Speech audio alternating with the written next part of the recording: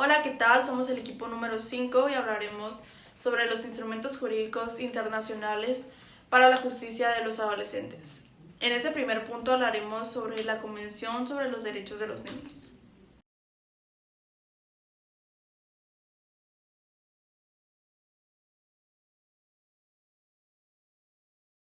Pero para entenderlo mejor tenemos que saber qué es una convención. Una convención es un acuerdo entre personas, empresas, instituciones o países. Puede llegar a ser una norma o una práctica socialmente aceptada por un acuerdo o puede llegar a ser una costumbre.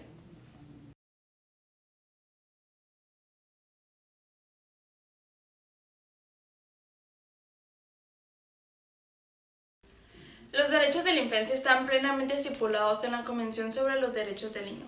Fue elaborada durante 10 años con las aportaciones de representantes de diversas sociedades, culturas y religiones. Fue aprobada como tratado internacional el 20 de noviembre de 1989.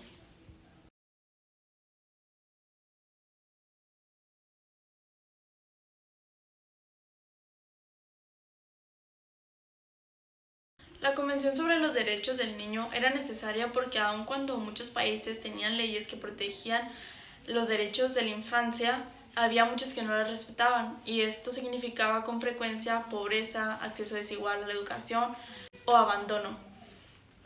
Todos estos problemas afectaban tanto a los niños de países ricos como pobres.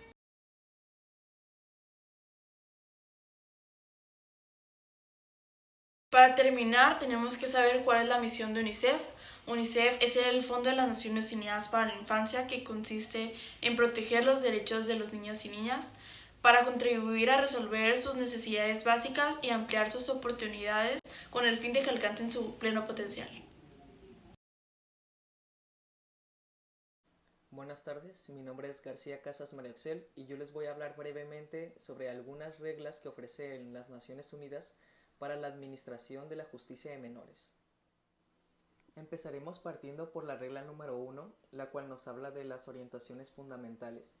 Esta se refiere a la política social en su conjunto, la cual tiene por objeto el promover el bienestar del menor en la mayor medida posible, reduciendo así los casos y los prejuicios que ocasionan cualquier tipo de intervención en sí. Ahora vamos a proceder a hablar de dos reglas que son muy importantes y prácticamente van de la mano.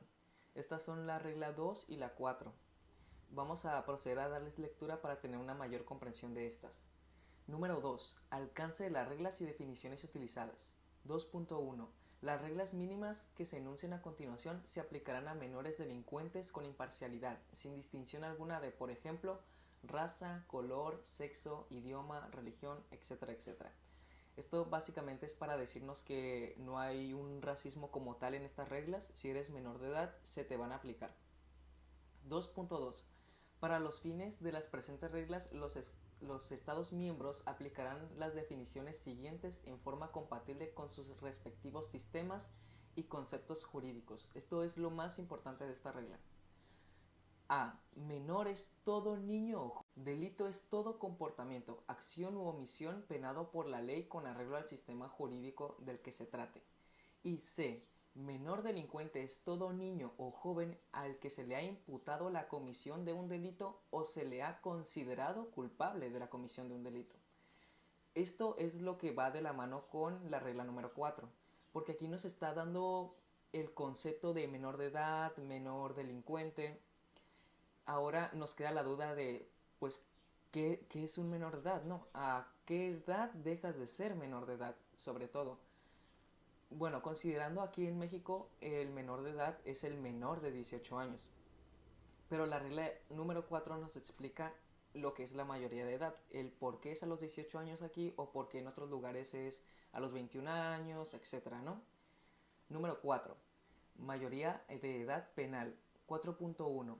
En los sistemas jurídicos que reconozcan el concepto de la mayoría de edad penal con respecto a los menores, su comienzo no deberá fijarse a una edad demasiado temprana, habida cuenta que la circunstancia que acompaña la madurez emocional, mental e intelectual. Es aquí en donde se nos explica por qué aquí en México la mayoría de edad es a los 18 o en Estados Unidos a los 21, por este concepto de madurez, ¿no?